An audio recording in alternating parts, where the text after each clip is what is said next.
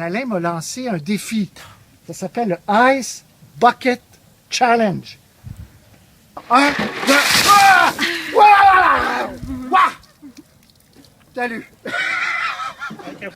Vous vous souvenez de ça, et je ne parle pas de moi, absolument pas de moi, mais vous vous souvenez de cette vague l'an dernier, ce Ice Bucket Challenge pour recueillir des fonds pour mieux comprendre la SLA, la maladie de Lou Gehrig, maladie dégénérative. On vous en a beaucoup parlé à l'émission de cette maladie-là parce que, je vous le rappelle, 10 secondes, notre collègue Bruno Bonamigo en est mort en 2013, octobre 2013. Il avait été diagnostiqué une année avant. Dans son cas, ça a été extrêmement rapide. On vous avait présenté un reportage pour mieux comprendre cette maladie. Avec moi, Alain Bérard, vous êtes atteint de la SLA. Bonsoir, Alain Bérard. D'ailleurs, vous m'aviez lancé le défi l'an dernier. C'est pour ça que je l'avais fait. Absolument. Et bien sûr pour Bruno. Et Claudine Cook, qu'on a appris à connaître au cours de ces années, d'ailleurs. Vous êtes directrice générale de la Société de la SLA du Québec. On revient sur tout ça parce qu'on a appris il y a quelques jours qu'il y a eu quand même une percée importante dans la recherche médicale. On fait beaucoup de recherches un peu partout sur la planète.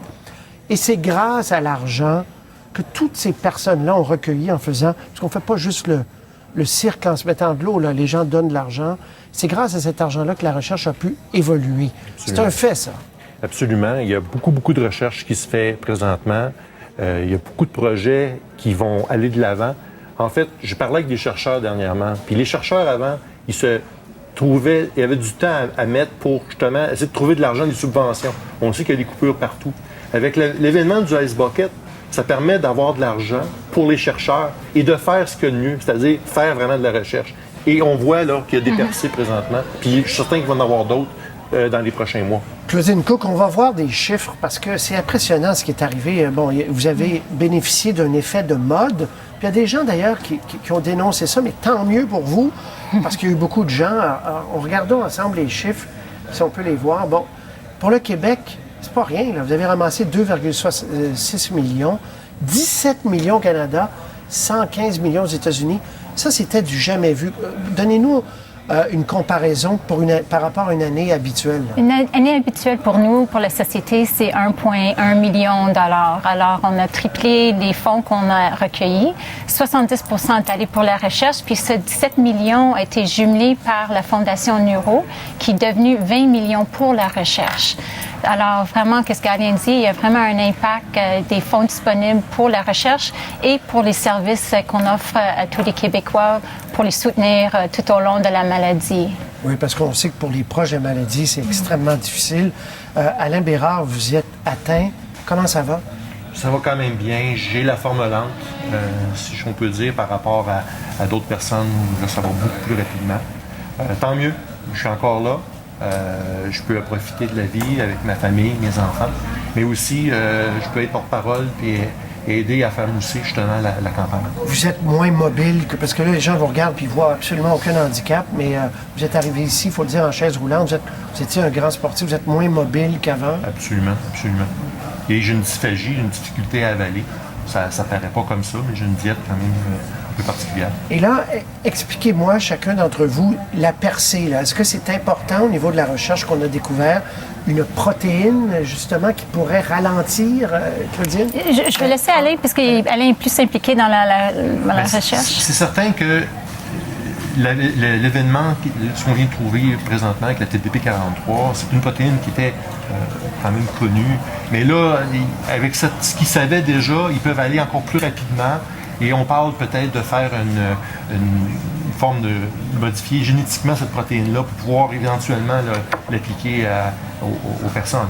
C'est sûr que ça ne se fera pas demain matin. Là, on est rendu encore au stage, je pense, au niveau, là, vraiment, là, non, il n'y aura pas un traitement demain matin. Non. Mais c'est ça l'objectif, c'est de trouver un traitement, parce que cette maladie est fatale, il n'y a aucun traitement en ce moment. Alors, les chercheurs veulent trouver quelque chose pour au moins la ralentir. Puis, jusqu'à temps qu'il ralentit, les familles ont besoin de soutien. Comme ça, ça nous amène de l'espoir. Parce que c'est pas la première fois qu'on entend parler là, de nouvelles de la sorte. Mais ce que nous, ça nous dit, comme personnes atteintes, comme personnes impliquées, les bénévoles, et tous ceux qui sont touchés de près ou de loin, comme toi, Patrice, au niveau de de la SLA. Ce que ça nous donne, c'est de l'espoir pour le futur. Mais il ne faut pas que les gens nous oublient. Alors, justement, parle-moi de ça, Alain Bérard. Il y a eu une grosse mode l'an dernier. Là, les gens disent cette année, bon, ben, on l'a fait, on passe à autre chose. C'est ça votre crainte. Bien, en fait, ce que nous, on dit, c'est qu'à chaque mois d'août, jusqu'au bout. Ça, c'est notre slogan. Alors, ce qu'on se dit, c'est que l'année passée, c'était là. Cette année, on est encore là. Les gens sont mobilisés beaucoup plus aussi, les personnes atteintes, les familles. Il y a plein de personnes présentement qui, avec leur famille, organisent des Ice Buckets. Nous, on en a fait un. On était 15 personnes atteintes chez une amie qui est atteinte. Elle nous avait invités pour un barbecue. On était 15 avec nos aidants et aidantes. On a fait le Ice Bucket. Alors, les gens qui sont atteints de la SLA, les gens qui sont impliqués dans la SLA sont mobilisés. Et nous, notre défi, en fait, c'est de continuer la vague. Et qu'est-ce que ça te fait quand tu as entendu, tu as peut-être lu des critiques dans les journaux, les gens disaient, bon, les vedettes font ça pour se faire voir, etc. C'est devenu, les gens ne savent même pas pourquoi ils font ça. C'est quoi ta réaction? Moi, je te dirais que cette année, les gens qui le font, ils connaissent beaucoup plus la raison pourquoi ils l'ont fait. L'année passée, peut-être qu'ils ne le savaient pas. Mais nous, ce qui est important, c'est justement de faire connaître la maladie. Alors, si les gens, aujourd'hui, le font cette année, parce qu'ils le savent pourquoi ils le font, et ils font les dons en conséquence, nous, on est très heureux de ça. Claudine Coute, combien ça touche de personnes, cette maladie, au Québec, au Canada? Au Québec, il y a 600 personnes qui sont atteintes, mais comme c'est une maladie fatale, pour chaque diagnostic, il y a quelqu'un qui perd sa vie chaque année. Alors, les chiffres n'augmentent pas, mais le nombre de personnes qui sont touchées par cette maladie, c'est énorme. Et puis, chaque fois qu'on parle à quelqu'un connaît quelqu'un qui est touché par cette maladie. Alors, il ne faut pas qu'on lâche. Comme Alain a dit, il faut faire connaître la SLA. Puis, je pense que les gens ont une meilleure connaissance de la maladie cette année, comparément de l'année passée. Je suis très content que vous soyez venu sur notre plateau. Ça permet de dire aux gens que c'était loin d'être un jeu, cette histoire-là. Bien sûr, on le fait de façon amusante. Mais derrière ça, il y a une recherche fondamentale. Puis il y en a d'autres causes, puis bien sûr, et celle-là est importante aussi. Alain Bérard, bonne chance, go. On vous voit aller, on est très fiers, on est continue de contents. faire le Ice Bucket. S'il y a des gens qui ne l'ont pas fait cette année, puis qui l'ont fait l'année passée, ils peuvent tout simplement remettre leur vidéo. On a un site, un micro-site sur SLA Québec. On voit l'adresse sla-québec.ca. Claudine Cook, Alain Bérard, merci beaucoup. Merci, Patrice.